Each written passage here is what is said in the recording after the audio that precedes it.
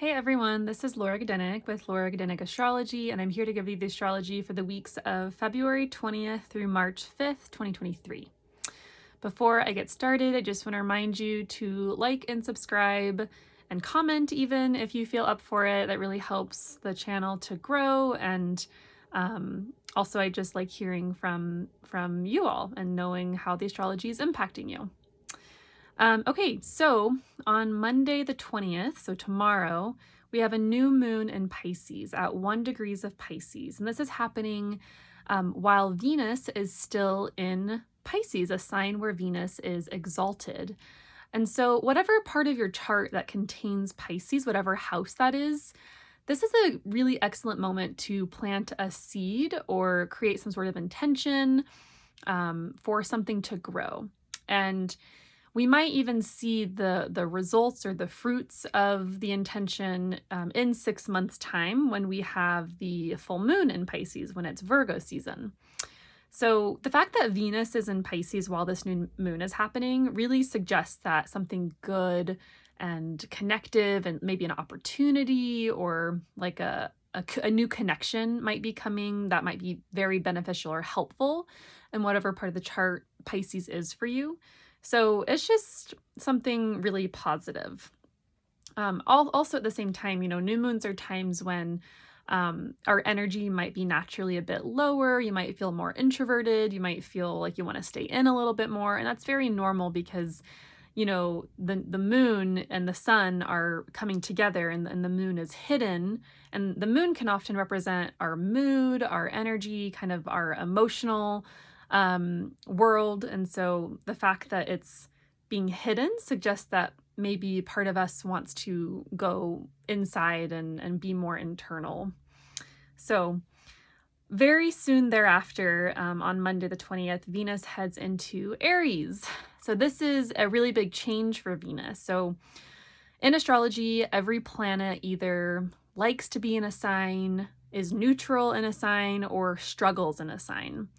Venus can struggle in the sign of Aries, and that's because Venus is a planet about love and connection and getting along and compromising, whereas Aries is a sign about going your own way, making your own decisions, being independent, not being afraid to cut away from the group or from someone else.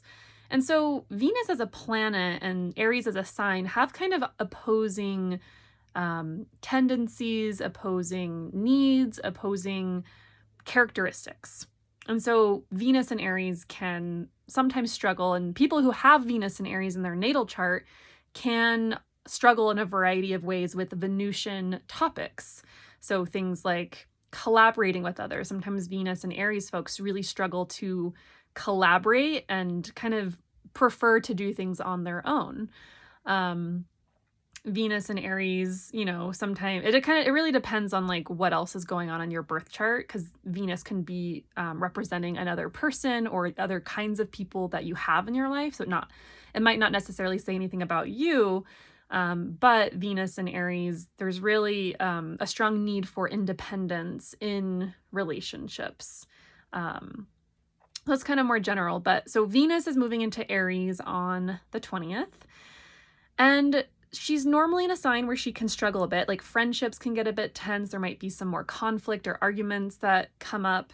However, Jupiter is here in Aries as well. And Jupiter is a planet about good fortune, mercy, forgiveness, extending the hand, opportunity. So there's also something expansive happening in this part of the chart where Jupiter is right now. Whatever part of the chart that contains Aries for you, whatever house that is, Venus coming into Aries is activating this house even more.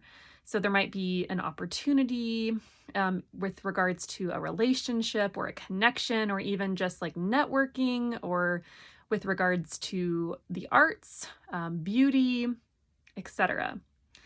Now, Chiron is also in the sign of Aries. So Chiron is an asteroid that has to do with where we have a wound, where we've been wounded, where we have some pain, perhaps from our past, from our childhoods.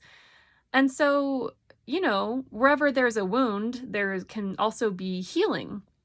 And I'll get to this a little bit later because Venus and Jupiter and Chiron are going to be kind of having a little bit of a dance in the following week. But just know when Venus enters Aries, this part of the life, whatever house that is for you, is being activated even more. And there might be elements of some ouchiness, some kind of sensitive spots, perhaps an old wound that is coming to a place of culmination for healing. So I just want to kind of plant that seed right now, and I'll come back to it in a moment. So Tuesday the 21st, Mercury, god of the mind, communication, merchandise, local travel, is making a square to Uranus. Squares are aspects that are a bit more tense, a bit more challenging. Uranus is a planet that signifies change, often unexpected, revelation, revolution. And so this might be a moment of receiving surprising news, right? Mercury messages, Uranus is surprising. You might have an unexpected conversation with someone. It could be conflictual or present some kind of challenge, right? Because of this square. Squares are 90 degrees between two planets, and squares are of the nature of Mars, which is a planet about conflict. So there can be some conflict. There can also be new ideas, outside of the box thinking, perhaps the urge to engage in something unusual with your mind, like having a conversation that you might not normally have. Could be like also a tendency to have a more anxious mind. Uranus can be a bit electrifying and on edge. And once again, Mercury is the planet of the mind, so watch out for that. And it's a good idea to kind of do some more calming mental activities around this time.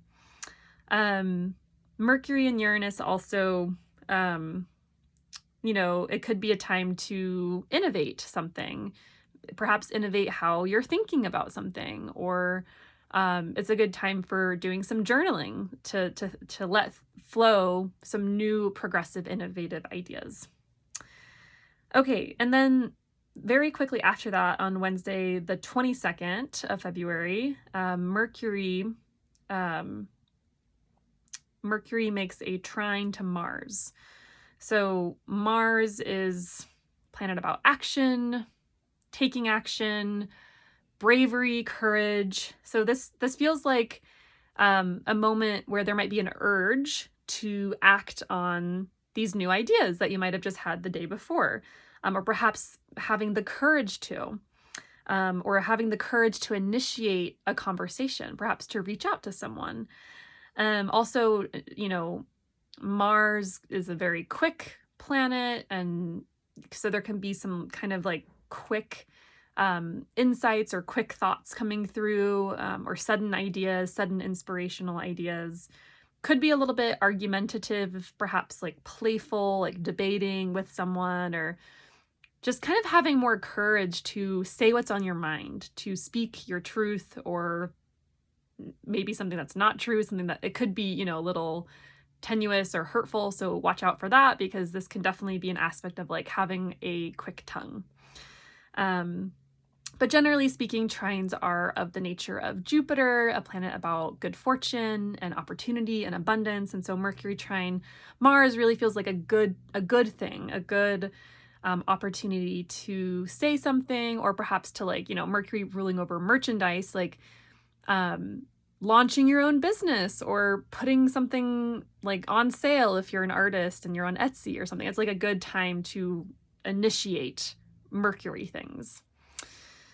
Okay, and then the rest of that week is pretty quiet, and then really there's not much that happens until March 1st. So this is Wednesday of the following week. And this is when Venus makes a conjunction to Jupiter at 12 degrees of Aries. So Venus and Jupiter, these are the two benefic planets in astrology. They bring good things, good fortune, fun, joy, connection, celebration. Once again, Aries is a sign where Venus isn't as comfortable. However, Aries is a sign about courage, about standing firm in one's own convictions, even if it goes against the grain. Aries is about the courage to forge out on a new path alone. So this could be also about the courage in forming new connections, new relationships, expanding how you relate to others, having more bravery in that area. And so the thing is like, so this is happening right before Venus also conjoins Chiron on Friday the 3rd. And so there is an element of like a pain being brought up or a woundedness, perhaps with regards to relationships or connections or friendships or sexuality even. And so, you know, this could be an opportunity for healing, right? Jupiter brings healing and faith. This could be a really great time to heal something that has been hurtful, to bring awareness to that part of you that has been hard with relation to another person. And the reason I think there might be something difficult around this, like Jupiter's here, which is great. Jupiter can often expand things or make things bigger as well. So sometimes it's not like the most healing or joyful or connective planet. Sometimes it just makes things bigger because that's what it does. But the thing that makes me think that there might be something around a relationship that is challenging or like having a difficult conversation around a wound is because on Thursday the 2nd, Mercury, god of the mind and communication, is conjoining with Saturn in Aquarius, which is a planet about boundaries and being told no, harsh. It can be kind of like criticalness or limitations or feedback, kind of like critical feedback. So this could be, like, this conversation happening with regards to a wound in a relationship could be, this Mercury Saturn conjunction could be about like having a difficult conversation around boundaries, around hearing no, around getting harsh feedback or being disappointed or something like that. However, it could be totally unrelated, right? Venus and Jupiter in Aries is one part of your chart, and Mercury in Saturn, next to Saturn in Aquarius, is another part of your chart in another area of life. So they could be totally unrelated. For instance, Venus and Jupiter could bring about like a celebration or something fun happening or something very joyful and that requires courage and like, taking action and something more exciting and active oriented. At the same time, right, Mercury and Saturn coming together in Aquarius could suggest like having to do difficult mental tasks, like writing a paper if you're in school, or having to focus a lot on something or apply your mind to something strenuous, something where you have to focus and be more diligent or responsible, or where you have some sort of duty. So the Mercury Saturn could be perceived as kind of like a vibe killer, potentially, if it's not related to what's happening with Venus and Jupiter. It could all be connected though. So I just want to give you the possibilities and all the options of what might come about.